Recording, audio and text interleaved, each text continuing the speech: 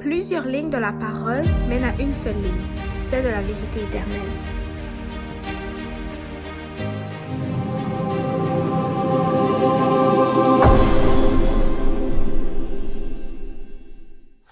Alors, bonjour à tous et bienvenue dans notre émission Allons à l'école du sabbat. Nous allons voir aujourd'hui dans la leçon numéro 5 de notre guide de l'école du sabbat, l'église de Philadelphie et de Laodicée.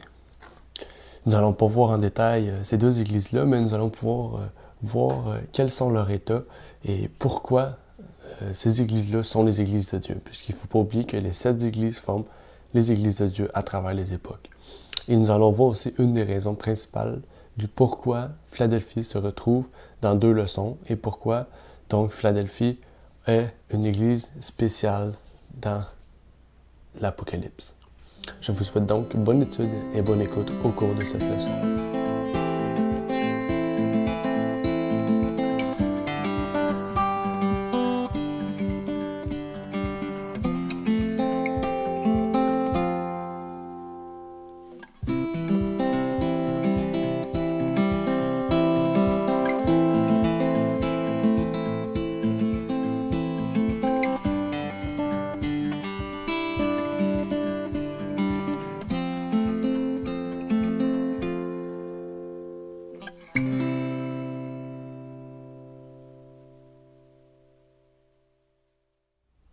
Bonjour à tous et bienvenue encore une fois dans cette émission.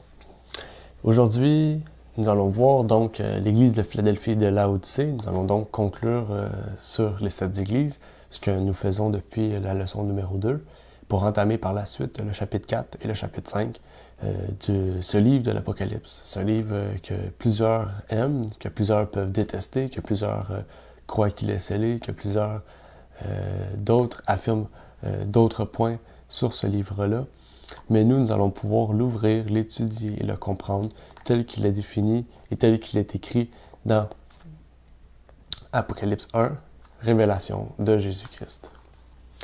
Et aujourd'hui, j'aimerais faire les invitations habituelles. J'aimerais les faire souvent aussi, parce que c'est des invitations importantes. Si vous avez des questions par rapport à la leçon, ou de cette leçon-ci, vous pouvez poser vos questions dans les commentaires de cette vidéo pour que les autres aussi puissent aussi comprendre peut-être ces questions-là qu'ils avaient peut-être sans le savoir. Ou sinon, si vous avez des questions plus personnelles à propos de cette leçon-là, ou si vous avez des questions générales sur la Bible, vous pouvez nous contacter par email sur linksurlink@gmail.com pour que nous puissions y répondre soit directement à vous ou par une vidéo si le besoin se présente. Et avant de commencer, nous allons commencer par une prière parce qu'il faut appeler Dieu pour pouvoir nous permettre de comprendre ce livre-là davantage. Notre Père qui est aux cieux, j'aimerais te prier, Seigneur, pour que tu puisses bénir ce moment de partage que nous allons avoir. Permets que tout ce que nous disions dans cette leçon, Seigneur, puisse être guidé par ton esprit et par ta parole. Et permets que tout ce que nous allons devoir dire, que tout ce que nous allons devoir lire puisse nous permettre de comprendre davantage ce livre, Seigneur, que tu nous permets d'avoir. Je te prie donc pour ces choses au nom de ton Fils Jésus-Christ. Amen. Et donc, aujourd'hui, nous allons parler de Philadelphie et de Laodicée, comme j'ai dit plus tôt. Mais pourquoi on parle de ces 2 églises-là? Encore une fois, on pourrait dire encore une fois Philadelphie. Il va falloir voir que ces 2 églises-là nous concernent particulièrement. Et déjà, si vous avez vu le graphique, si je peux le retrouver, dans la leçon numéro 2, si je ne me trompe pas, exactement la leçon numéro 2, il y a un graphique ici. Désolé pour le fait qu'il soit en anglais, ça leur a pris beaucoup de temps de devoir le traduire, de devoir tout refaire un graphique. Donc, on a décidé de pouvoir traduire au moins la leçon, qui était l'essentiel. Et le graphique, pour ceux qui veulent un graphique similaire ou un graphique dans une même structure, je vous conseille d'aller sur Linksurlink dans la section graphique. Et dans cette section-là, vous allez pouvoir retrouver différents graphiques, mais aussi 2 graphiques sur les 7 églises. Un graphique qui est une version très similaire, version raccourcie, version qui nous permet de comprendre ce que la Bible dit, et une version étendue qui nous permet de comprendre les 7 églises-là mais vraiment sur une ligne du temps, où qu'on retrouve différents événements aussi qui ont pu marquer ces églises-là. On pourrait dire l'état interne des églises, en fait, l'état interne des chrétiens. Et donc, la première question qu'on pourrait faire face, c'est pourquoi on parle 2 fois de l'église de Philadelphie? Et déjà, si on rouvre Apocalypse, je vous inviterai à l'ouvrir avec moi. Si on rouvre Apocalypse, dans Apocalypse 3, si vous vous rappelez, au verset 7, à Philadelphie, on remarque que cette église-là a quelques termes qu'on retrouve et qui pourraient être mis en lien direct avec Laodicée. Pourquoi je dis cela? On a pu en parler la semaine dernière avec la porte, justement. Et déjà, quand on parle de la porte qui est ouverte et que personne ne ferme, on parle du sanctuaire. Et si on parle du sanctuaire, on parle déjà du fait que Philadelphie se terminerait en 1844. Et oui, si on parle comme ça, les chrétiens, en fait, ayant une foi comme décrit dans Philadelphie, se trouvaient dans le mouvement millérite, donc de 1833 à 1844. Mais, qu'est-ce qu'on remarque, c'est que cet État de Philadelphie, oui, c'est terminé en 1844, mais, en fait, cet État-là, c'est pas totalement terminé en 1844. Je vais revenir. On remarque que de 1833 à 1844, l'état général des chrétiens était celle décrit dans Philadelphie. Et à cause du grand désappointement, l'état de Laodicée s'est formé. Puis là, ça a commencé à former plusieurs églises, se disant avoir la vérité, et donc n'ayant besoin de rien. Mais pourtant, il y a un petit groupe qui a gardé l'état de Philadelphie et qui a voulu perdurer cet état-là. Et justement, cet état-là montre que Philadelphie, en tant qu'église générale d'État chrétien, s'est éteint en 1844, mais en fait, l'État de Philadelphie, on va la retrouver aussi à la fin des temps. Parce que justement, l'État de Philadelphie qu'il avait, en fait, elle va perdurer, puisque cet État-là, c'est l'État de ceux qui attendent le retour de Jésus. Donc, nous, en tant que chrétiens qui attendent le retour de Jésus, on doit avoir cet État de Philadelphie et non pas l'État de Laodicée. En fait, pour sortir de Laodicée, cela va nous amener à Philadelphie. Et donc, si on va à Philadelphie, on se retrouve avec Éphèse dans ce premier amour, en fait, qu'Éphèse avait perdu. La différence, vraiment, c'est que Éphèse, étant la première église, a perdu ce premier amour, mais Philadelphie restaure ce premier amour-là que Éphèse a perdu, en fait. Et on remarque ça par Laodicée. Puisque si vous lisez Laodicée, vous remarquez vraiment que cette église-là manque d'amour, cette église-là se prend au-dessus de tout le monde. Mais pourtant, cette église-là n'est pas une église de Satan, c'est l'église de Dieu. Mais on remarque vraiment que cet état d'église de Dieu, en fait, ne veut pas dire que les chrétiens de Laodicée vont être tous sauvés. Ça veut juste démontrer que l'état général des chrétiens sera semblable à celle de Laodicée, mais nous, il faut fuir cet état-là pour aller vers l'état de Philadelphie. Et donc, un des premiers points, dans le fond, qu'on peut remarquer, c'est vraiment le fait que une personne va ouvrir une porte, Christ va ouvrir la porte du lieu très saint pour rentrer, et personne ne pourra la refermer, en fait. Mais il y a un autre point intéressant où il est dit « Je te garderai de l'or de la tentation ». Et je pense que cela, on va y revenir plus tard, donc je ne vais pas entamer sur ce sujet-là, mais l'or de la tentation, c'est le point principal qui a pu montrer aux pionniers, mais qui nous montre à nous aussi, que Philadelphie, en tant qu'Église, est terminée en 1844, mais en tant qu'État de chrétienté, devra revenir avant la fin des temps. Dans le fond, il devrait revenir en ce moment même, parce que nous sommes à la fin des temps. Et justement, on arrive à cette question-là. Qu'est-ce qui prouve que ce sera une seule et même génération? On remarque que ceux de Philadelphie se sont retrouvés dans Laodicée. Ellen White, James White, Joseph Bate, la plupart des pionniers, en fait, étaient des personnes de Philadelphie qui se sont retrouvés avec l'état de Laodicée, mais qui ont voulu retourner dans cet état de Philadelphie. Et donc, c'est pour ça que Ellen White, c'est pour ça que James White, c'est pour ça que plusieurs autres pionniers ont vraiment voulu démontrer, et surtout par le graphique. On remarque que le graphique, Philadelphie va jusqu'à la fin. On remarque vraiment que, en fait, l'état de Laodicée et Philadelphie va se chevaucher. L'état de Laodicée va être plus grand que Philadelphie, mais, en fait, il faudra retrouver cet état de Philadelphie. Et dans l'heure de la tentation, on remarque ici que à Philadelphie, il n'y a pas eu vraiment d'heure de tentation. Et de la façon que la structure de phrase est construite, dans le verset 10, ça nous dit « Parce que tu as gardé la parole de ma patience », donc jusqu'à quand? Jusqu'en 1844. « Moi-même, je te garderai de l'heure de la tentation qui doit venir sur le monde entier pour éprouver les habitants de la terre. » Et donc, cet état-là ne se trouvait pas de 1833 à 1844. Et il va se trouver plus tard, cet état de tentation. Donc, ça prouve que qu'est-ce qu'on lit dans Philadelphie, on doit le conserver pour nous aussi, parce que c'est si on est dans l'état de Philadelphie, on va être gardé de la tentation. Mais si on est dans l'état de Laodicée, il faut sortir de cet état-là pour retourner dans cet état d'amour fraternel. Et en lien avec l'heure de la tentation, on peut aller trouver dans Apocalypse 13, verset 11, et vous avez déjà une idée de quel passage je vais vous sortir. Apocalypse 13, verset 11 nous dit « Puis je vis une autre bête monter de la terre, semblable à celle d'un agneau, et elle parlait comme un dragon. » Et ça, on va plus loin, verset 13. « Et elle opérait de grands prodiges, même jusqu'à faire descendre du feu du ciel sur la terre à la vue des hommes. » Et 14 nous continue avec ça. Et on peut retrouver aussi dans Matthieu le fait que Christ dit « Même les élus seront presque tentés. » OK? Donc, ça montre vraiment que cette heure de tentation-là, cette heure où les élus vont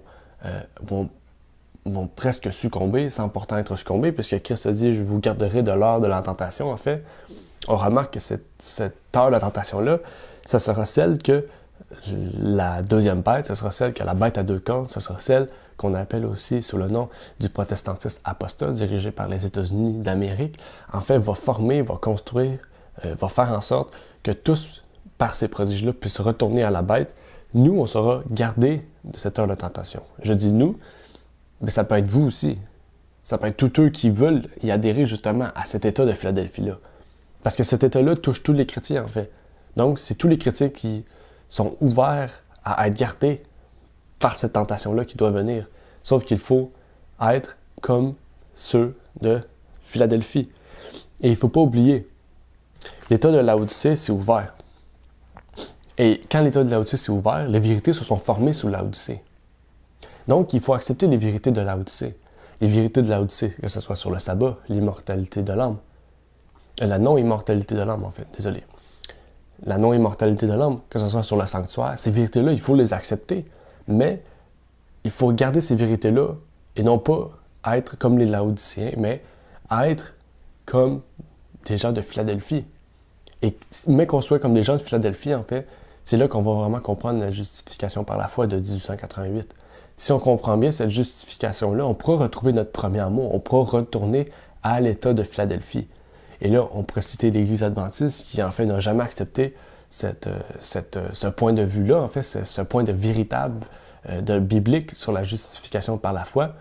Et donc, cette Église-là fait vraiment partie de Laodicée. Mais c'est pas seulement les adventistes qui y sont compris, les protestants aussi sont là-dedans, se disant eux-mêmes avoir la vérité et n'avoir besoin de rien.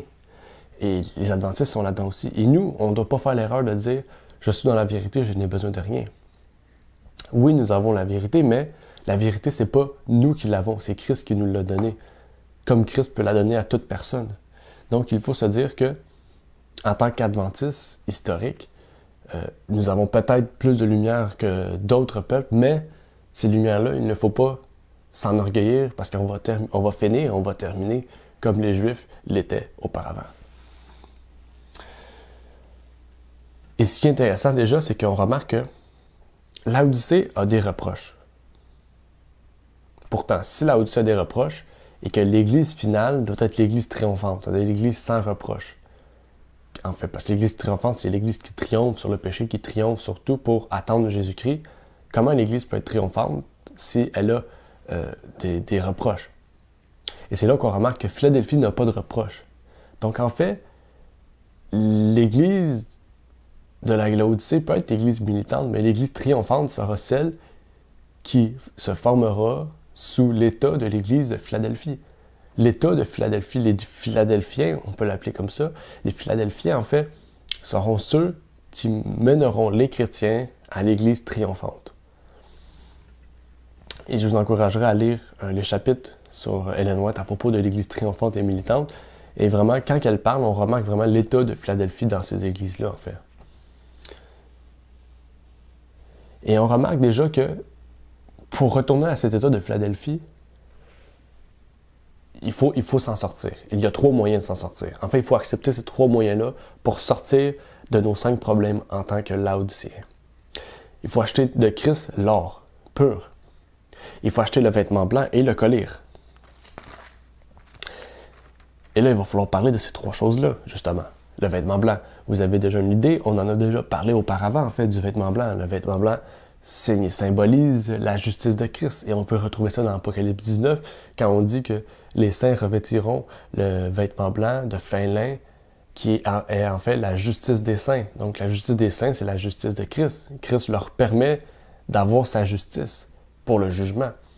Et donc le vêtement blanc symbolise réellement la justice de Christ qui va pouvoir nous laver de notre malheur, nous laver de nos faiblesses pour nous revêtir de lumière, nous revêtir de sa lumière, de sa justice.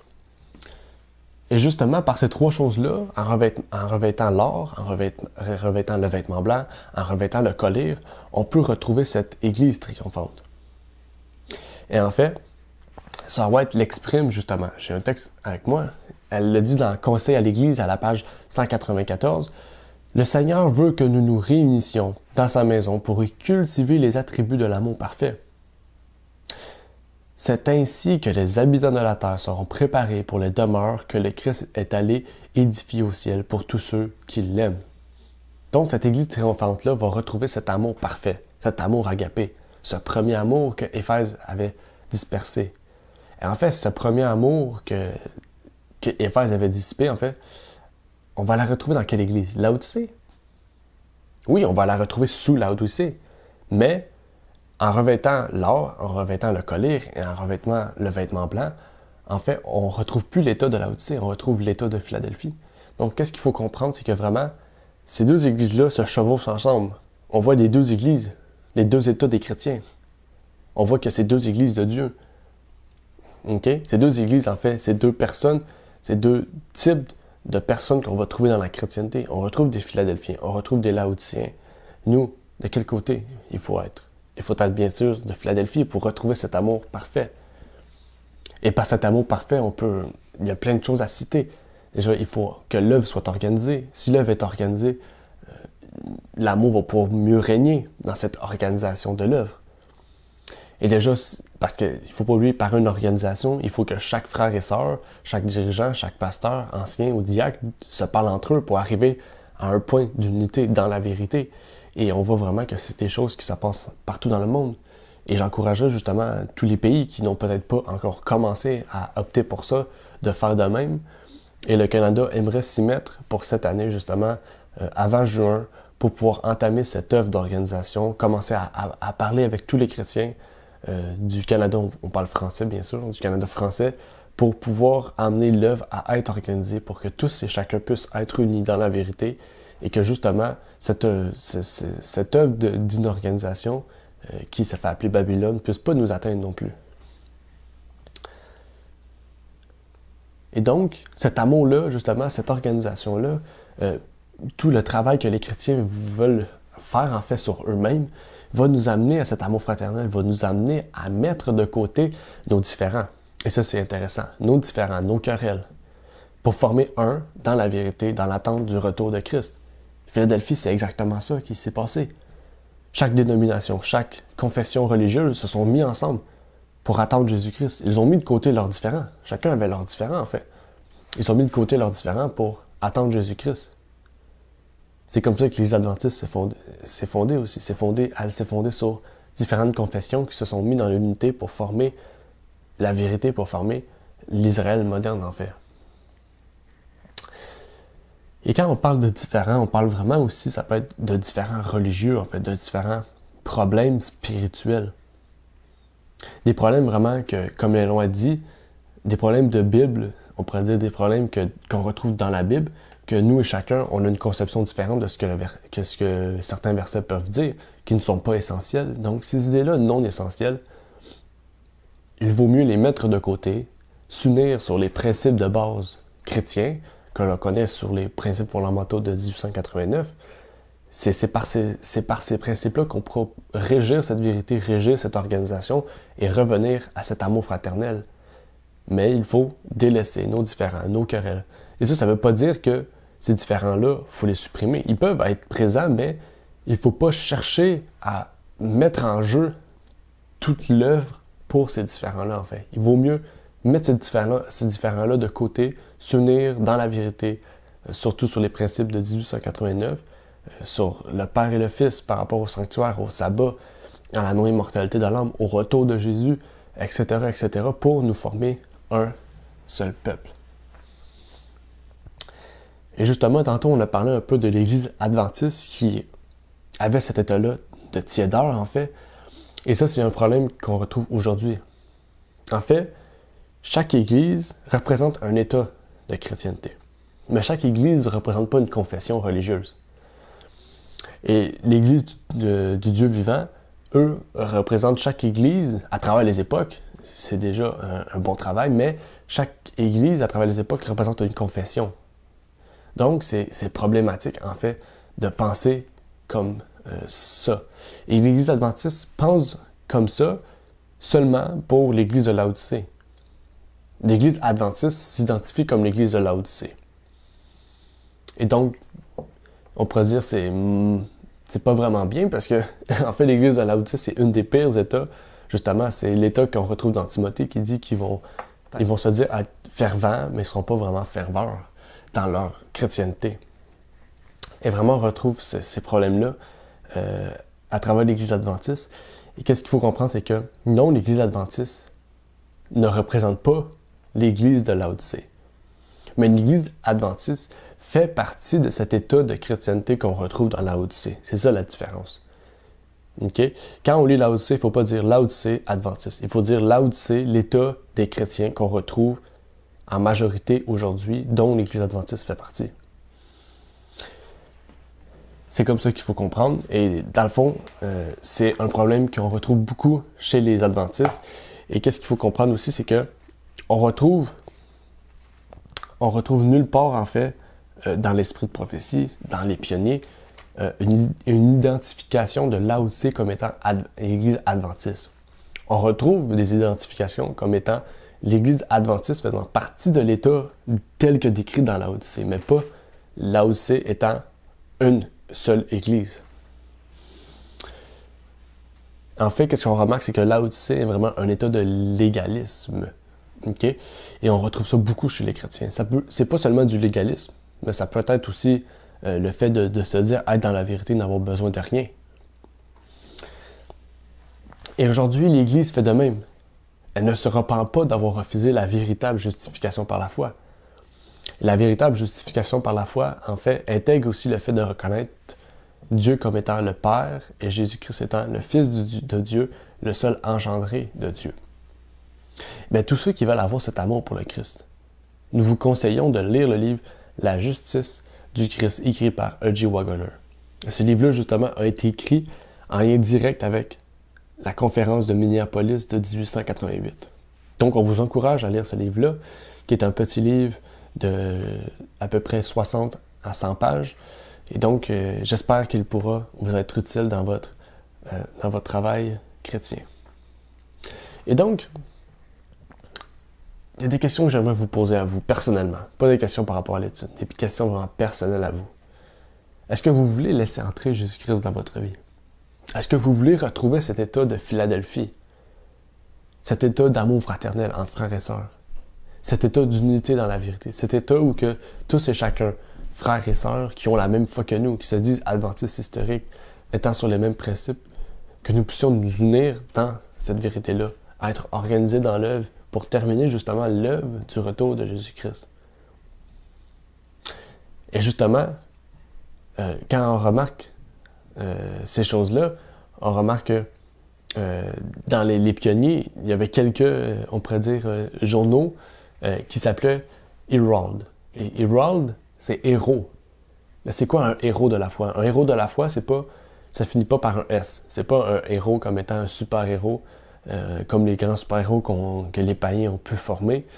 On parle de héros, H-E-R-A-U-T. Et le terme héros, ça veut dire quelqu'un qui défend sa bannière, quelqu'un qui va de l'avant pour défendre vraiment pour qui il travaille, pour qui il œuvre en fait. Et on peut parler d'ambassadeur, justement. C'est un ambassadeur. On pourrait parler autant du Wessex, autant de la Nouvelle-Angleterre, où que les ambassadeurs allaient sur les terrains, on pourrait dire ennemis ou fragilisés par les ennemis, pour dire que ces terrains-là appartiennent au Wessex. Donc, nous aussi, on devrait faire la même chose. Aller en terre étrangère, dire que ces terres-là appartiennent à Jésus-Christ, repentez-vous, acceptez Jésus-Christ dans votre vie. En fait, nous devrions être des héros de la foi, des ambassadeurs pour Christ. Le terme héros est très représentatif pour chacun de nous, en fait.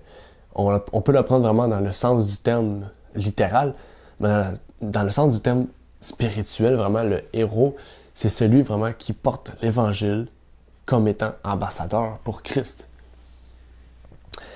Et c'est ça qui est intéressant.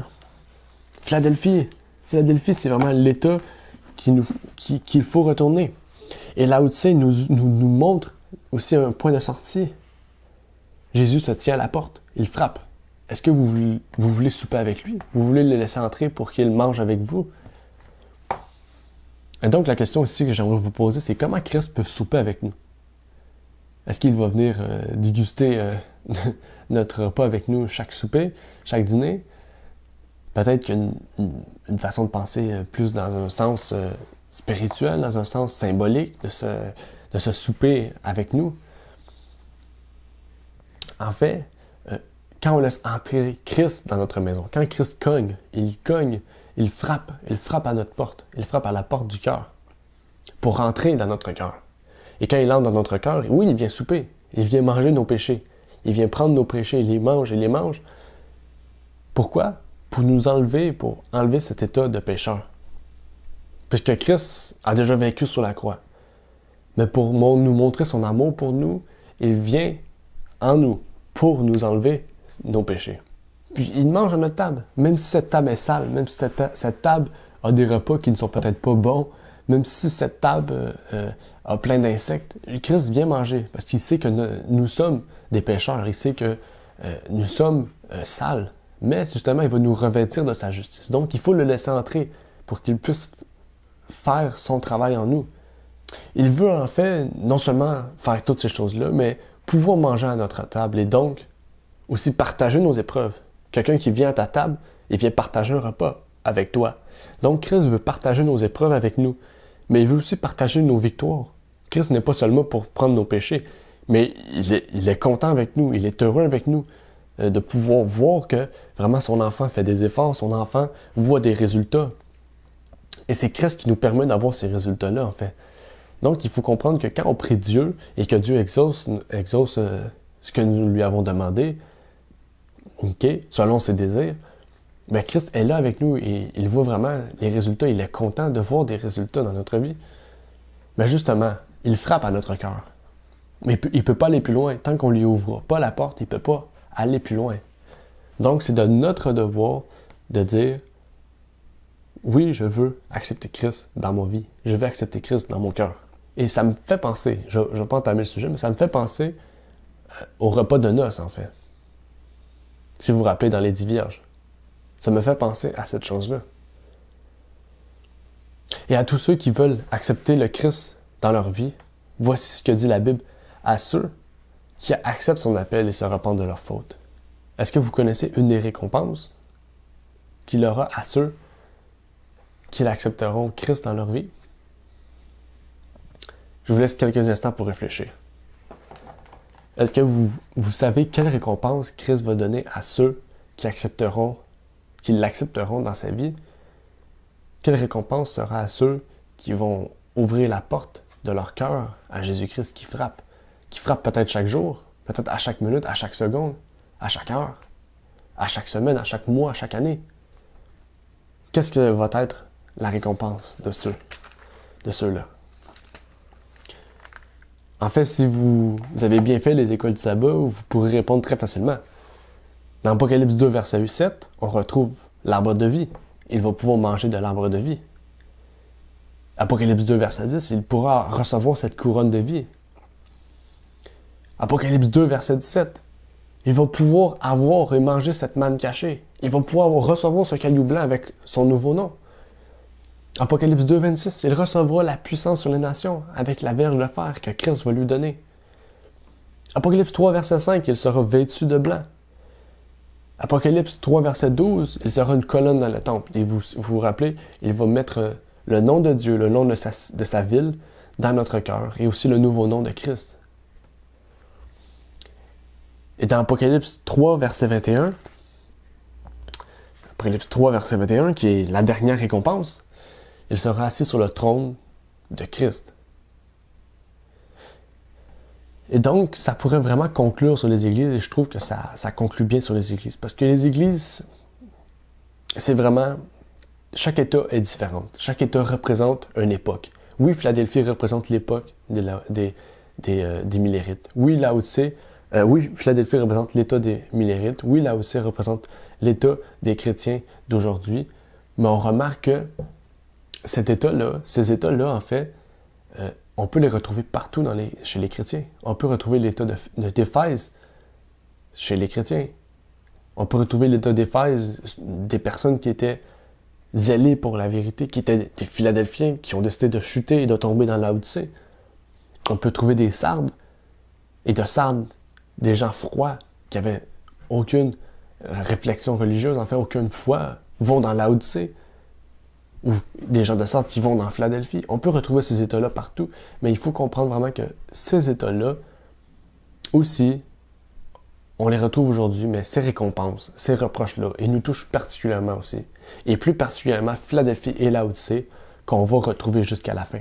Et pour être gardé à cette heure de tentation-là, il faut sortir de Laodicée pour retourner à Philadelphie, retourner à ceux qui étaient à l'époque des Millérites. Et je dis bien à l'époque des Millérites. Philadelphie n'est pas les Millérites, mais à l'époque des Millérites. Quand je parle de Millérites, c'est à l'époque. Donc, il faut retourner à cet état-là, à cet état de Philadelphie, à cet état des Millérites qu'on retrouvait vraiment, qu'ils avaient un zèle fervent pour l'Évangile, en fait. Et donc, sur cette chose-là, j'aimerais conclure et vous inviter à laisser Christ entrer dans votre vie. Laissez-le. Entendez, vous pouvez l'écouter, entendre. Vous pouvez l'entendre frapper à votre porte. Mais Christ va rester là à frapper. Mais à un moment, il va arrêter, il va partir. Il va dire, je ne vous connais pas. J'ai frappé, vous m'avez point ouvert. Prions.